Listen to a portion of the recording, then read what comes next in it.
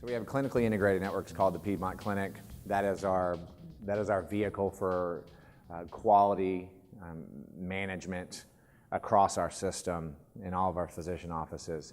They oversee this as well, the quality part of this. I'll tell you though, there's not a ton of data that you can get from it. The thing that we're monitoring more than anything is how often the physicians write prescriptions to make sure they're not overprescribing. That is most important to us. And then how many are getting resolved. And then we also, we have a construct in there where if it's a 3-minute or less phone call, and some of that's at the discretion of the provider, but if it's a shorter phone call, we don't charge the patient, but we get charged ourselves by the service a $20 consultation fee. And so how many of the calls are consultations versus actual visits? How many of those visits are resolved? How many write prescriptions? How much follow-up is there? How many requests for primary care are there? The good news is with our urgent care centers, it's easy to get somebody in somewhere else. So if somebody really needs to be seen. But I'd for those who are interested in what can it treat, just go to piedmont.org/on-call. You can see a full list of the kinds of conditions that we expect to treat. It's fairly comprehensive for virtual visits and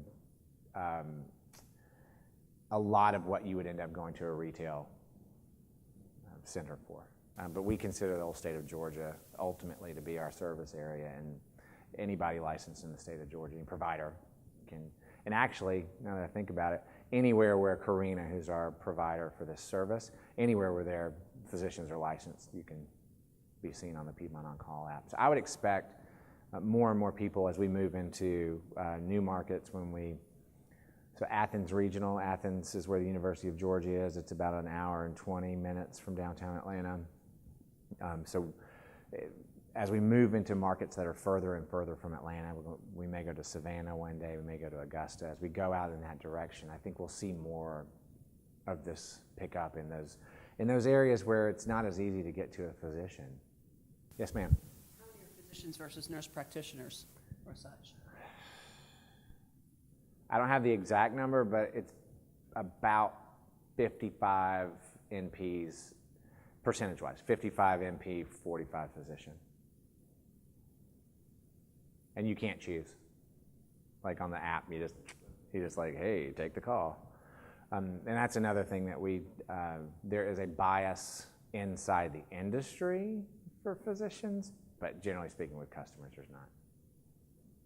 Yes?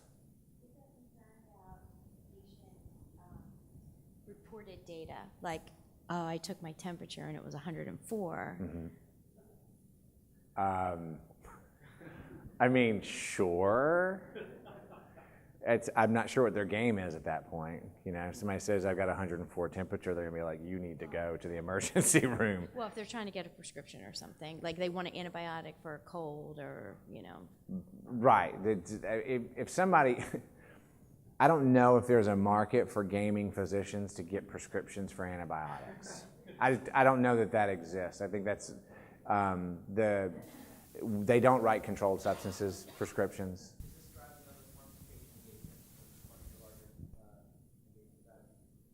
Yes.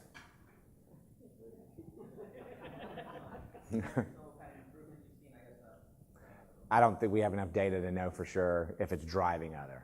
I was answering you the second question, which is it part of how we want to keep people engaged? Absolutely. But this is a quick jumping off point to say healthcare systems, Piedmont included, are very conservative places. We were founded by Piedmont. We're founded by physicians.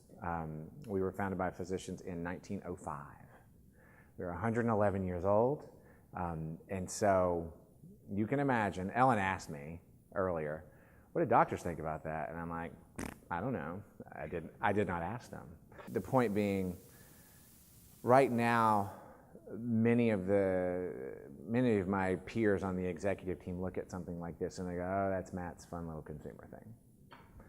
They haven't quite accepted that this is part of the future yet. As they do, I think what we're going to see is a lot more physicians and other clinicians getting more engaged in the type of care that's delivered here and how they can use a platform like this to take better care of their people that they consider to be their patients. That we're not there yet. So, yeah, so I was thinking about the financial revenue implications, right? So now you can sort of keep your service visit out, or the patients stay out of your system. Hope so. It's cheaper. Yeah. So you got paid less. Oh, yeah. Well, but this is all cash. I know, you got paid less. No doubt. Sure. But you know what? $49 is more than zero. And where that patient was going was not us. Oh, yeah. We don't, there's no way to know. Right now, the volume is low, so we don't, the 90%, I know this, 90% of the visits we get here are not existing Piedmont patients.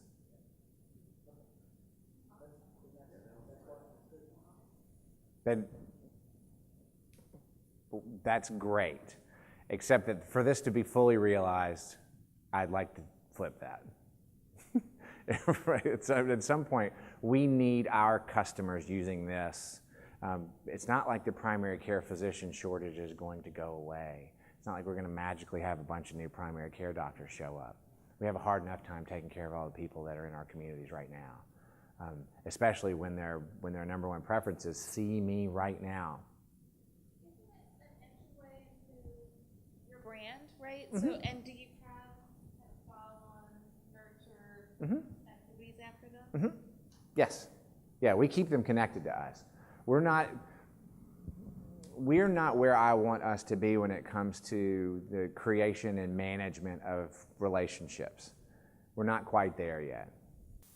72% want to book change or cancel appointments online. And this is old data. Old. Right?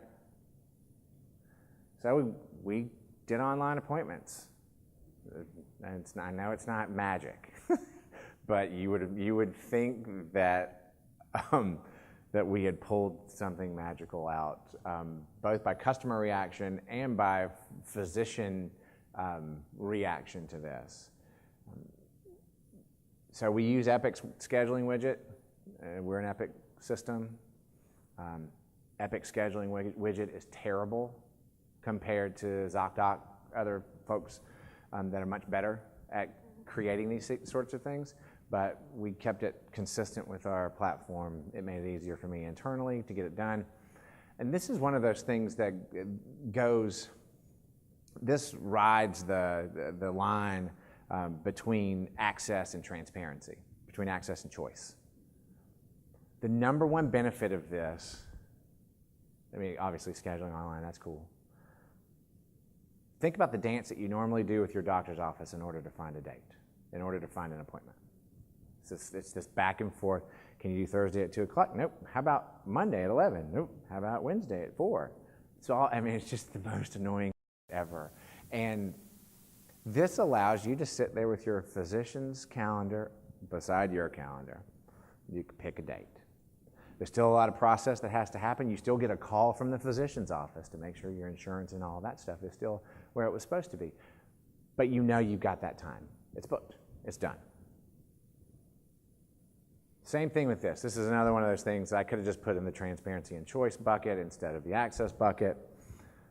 ED wait times is not some revolutionary thing. The thing that we do differently than other people is that we don't consider this a tool to get more people in our EDs. Because why in the hell would you do that?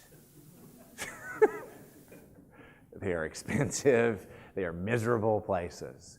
So what we do is the number that we show is door to room. It's door to provider. It's door to seeing a doctor, which is not what most people do. Most people put door to triage, right? They're like, ooh, 5-minute wait in our ED, because they want people coming in their ED. We do not. We do not want people coming in our EDs unless they actually need to be there. And so, I don't know if you can see this. This is Piedmont Henry, so it's one of our hospitals on the south side of Atlanta. It's a very busy hospital, a very busy emergency room that has a 124-minute wait at the time that we took this screenshot. we're fine with that. Same thing with price transparency. Do you triage them somewhere else? Do you say, go to our Piedmont? For non-life-threatening illnesses or injuries that don't require immediate care, use our quick guide to finding the care you need. You click on that button, and if you go to piedmont.org/now, you'll see that button. You'll see where that goes. It's virtual visits, urgent care, same-day appointments in primary care. We do those. It'll get you to one of those other places. I mean, our compliance lawyer, when I showed him that, he's like, but if they access this in the emergency room, isn't that violating something? I'm like, a lot of talking. The point here is not, and I was going to make an example of price transparency, because we're getting into that right now. And the operating theory behind price transparency to me isn't give me the exact price that I'm going to pay. Often they just want to know how many zeros it is. Is it 300 or 3,000? That's going to make the difference. Same thing for this. If you got to go to an emergency room, you're probably going to go to an emergency room. But how can I help manage your expectations? How can I help you understand that if you go to this emergency room, it's going to be 124 minutes on average? Maybe more for you, depending on how emergent you actually are. Or to look at this example over here, Henry was only 81 minutes that day. As you can see, they're our star performer. But Piedmont Atlanta is only 6 minutes. Now, it's a 30-minute drive from Henry to Atlanta, but you still get in faster. And so I want to give our customers as much information as they need in order to make the best decision for them.